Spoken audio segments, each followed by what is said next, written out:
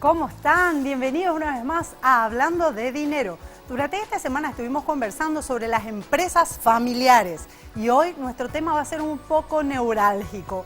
Vamos a hablar sobre lo que es la posibilidad de una sucesión anticipada, de qué otra manera podríamos prevenir situaciones que podrían enfrentar conflicto en el momento en el que el fundador, el dueño, el propietario principal se retire o incluso pueda fallecer. ¿Qué hacemos en ese momento? Bueno, todas estas cosas son temas delicadísimos y a veces no queremos conversar sobre eso, pero son temas claves justamente para la sustentabilidad de la empresa familiar.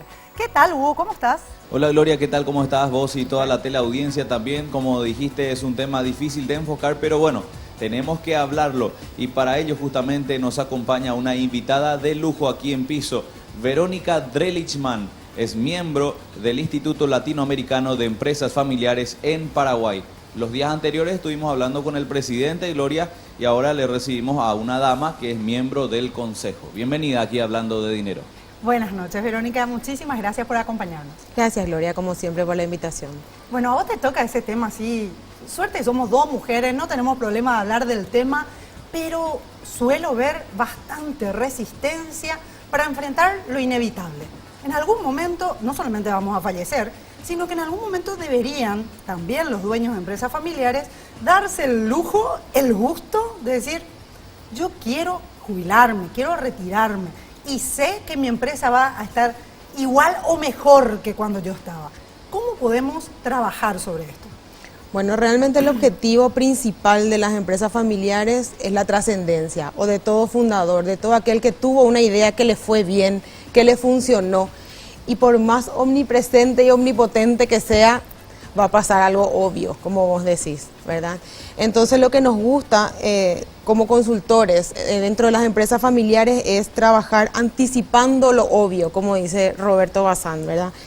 Nuestra meta es trabajar sobre las cosas que efectivamente van a suceder o que tienen una alta probabilidad de suceder. ¿Cómo qué? Como que la familia va a crecer, como que la empresa es un ser vivo y tiene que ir cambiando, como que el fundador o los fundadores en algún momento no van a estar o pueden no desear tener el mismo rol que siempre. No nos gusta hablar de retiro, sino de cambio de rol, como vos dijiste.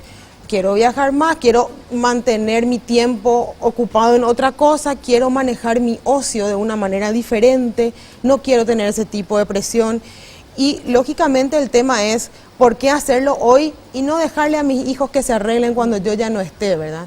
Y sobre todo un punto que me parece muy relevante, ¿cuál es el costo, hablando monetariamente hablando, de hacer ahora y hacerlo después? Hay mucha diferencia. Mucha diferencia. Siendo abogada te digo que realmente el juicio sucesorio es un juicio costoso. Costoso, lento y que puede entorpecer incluso el día a día, el normal desarrollo de los negocios.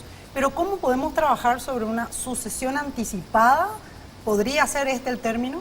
Claro que sí, ese es el término. Y lo que tenemos que hacer es despegar un poco el ciclo de vida de la empresa del ciclo de vida de la persona.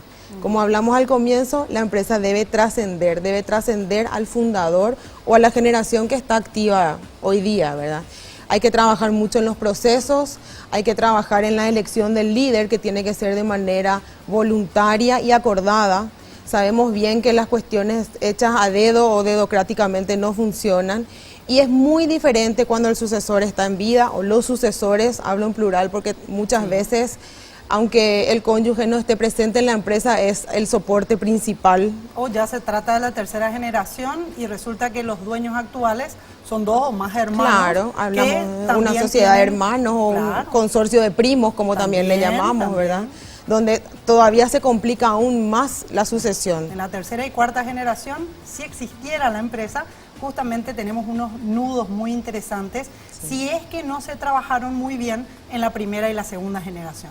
Entonces, cuando estás planteando esto, podríamos evitar costos y tiempo y por sobre todo también que sea mucho más ordenado el proceso, digamos, de traslado de roles y de desarrollo de toma de decisiones. Sí. ¿Cómo se haría esto?